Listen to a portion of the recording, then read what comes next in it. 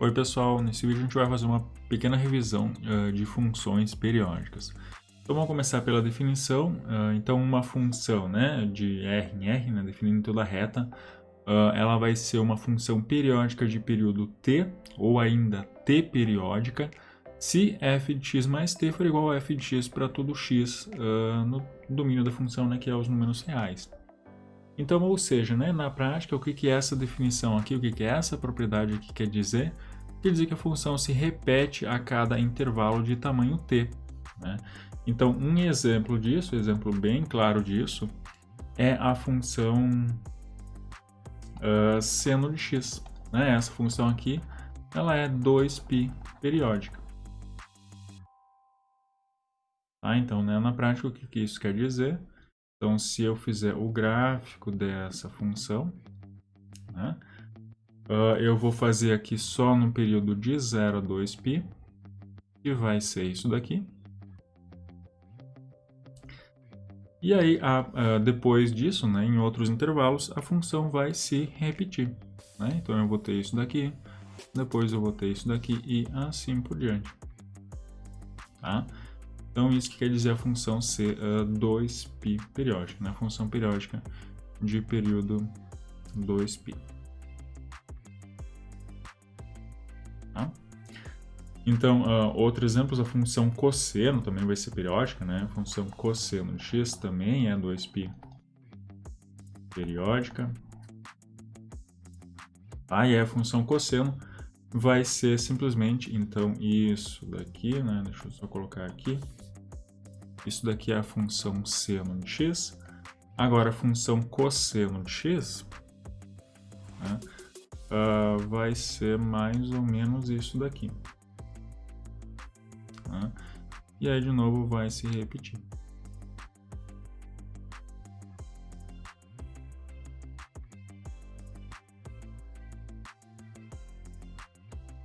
Tá? Então, aqui em vermelho, eu tenho a função cosseno de x. Esse ponto aqui, então, é π sobre 2, né? Esse daqui vai ser π. Aqui eu vou ter menos π, ou melhor, menos π sobre 2, e assim por diante. Tá? Esse daqui é π. Ou melhor, aqui é 3π sobre 2, né? Aqui que vai ser π. Tá? E assim por diante. Então, função seno e cosseno são funções periódicas de período 2π. Agora, claro, né?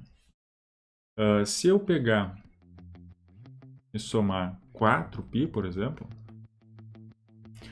isso daqui vai ser a mesma coisa que cosseno de x. Então, na verdade, né, para qualquer múltiplo de 2π, isso também vai ser um período, né?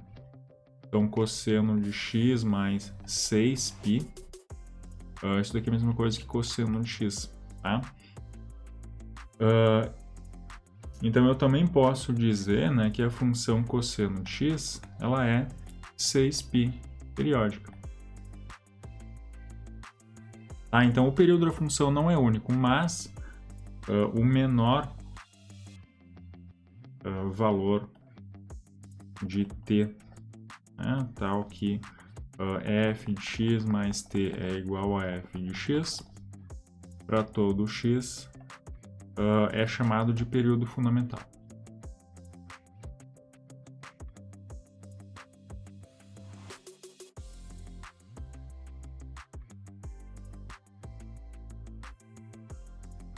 Tá, então, para as funções seno e cosseno, né, seno de x e cosseno de x, o período fundamental é 2π, né? Não tem um valor menor do que 2π, tal que vale essa propriedade aqui, né? Para a função seno e cosseno. E agora só mais um exemplo em relação de isso, né? Se eu tenho, por exemplo, seno de 2x, qual é que vai ser o período disso? Bom, o período disso vai ser 2π dividido por 2.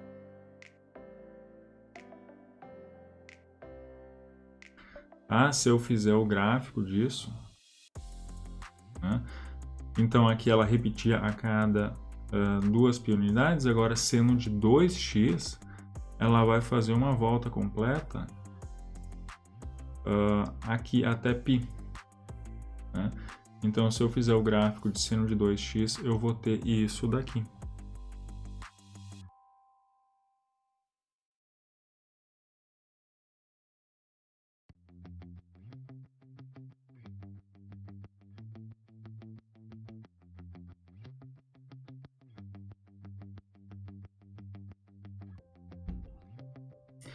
Tá? Então, em geral, né, o período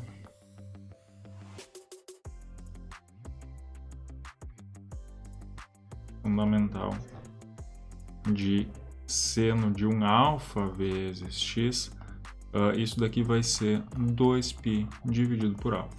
Tá? E a mesma coisa com cosseno de alfa, né? Cosseno de um múltiplo de x, isso vai ser também 2π dividido por alfa. Então, agora mais algumas propriedades, tá? Se eu tenho duas funções f e g que são t periódicas, ou seja, funções periódicas com o mesmo período, então a multiplicação dessas funções, a soma e subtração e multiplicar essas funções por uma constante alfa, essas funções aqui também vão ser periódicas com o mesmo período. Né? Então, cosseno de x mais seno de x vai ser uma função 2π periódica e assim por diante. Né? Por exemplo, cosseno de 3x dividido por seno de 3x, né? Que isso daqui é a cotangente de 3x, isso daqui vai ser 2π dividido por 3 periódica. Tá? E assim por diante. A gente só tem que tomar cuidado aqui, porque se essas funções elas têm períodos distintos, então isso daqui não vai ser periódica. Então, uma observação, por exemplo, seno de x mais seno de 2x não é periódica, porque essas funções aqui, né, seno de x e seno de 2x, elas são periódicas separadamente, mas elas têm períodos distintos, então essa soma aqui não vai ser periódica. E uma última propriedade que a gente vai utilizar é essa daqui. Então, se eu tenho uma função f de x periódica de período t, e eu estou calculando a integral dessa função em um intervalo de tamanho t, então essa integral vai independer do ponto inicial. Tá? Então, o que eu quero dizer com isso? Então, deixa eu fazer um gráfico aqui de uma função periódica.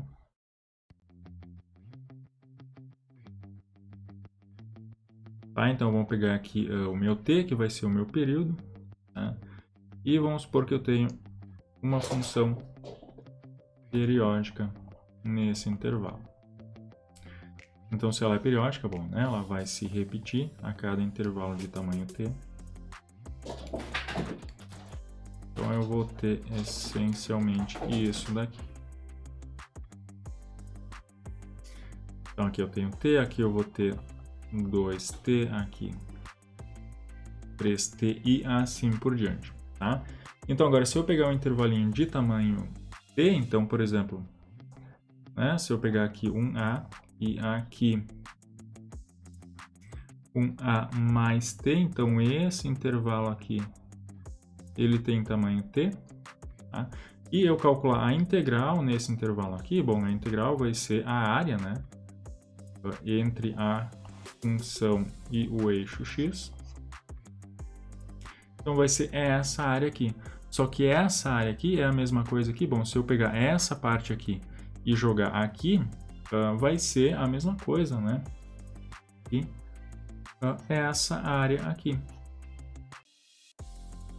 Então, em termos de integrais, o que isso quer dizer? Bom, isso quer dizer, né, que a integral, então, de a até a mais t de f de x dx, né, que é essa área aqui em laranja, isso vai ser igual à integral de 0 até t de f de x dx, que é essa área em amarelo aqui. Então, não importa quem é esse valor de a aqui, essa integral vai ser a mesma coisa que isso daqui. E eu ainda posso escrever, bom, né, se isso não depende desse valor de a, eu posso pegar, por exemplo, a igual a menos t sobre 2, E aí essa integral vai ser igual a, então, a integral de menos t sobre 2 até t sobre 2 de f de x dx, que vai ser, né, essa integral aqui, né? Então, se eu pegar aqui menos t sobre 2 até t sobre 2, né? Essa integral vai ser a mesma coisa aqui, então. Essa integral aqui, tá? Então, se a função é periódica de período t e eu estou integrando no intervalo de tamanho t, não importa quem é esse meu ponto inicial aqui, tá? Essas integrais vão ser a mesma coisa.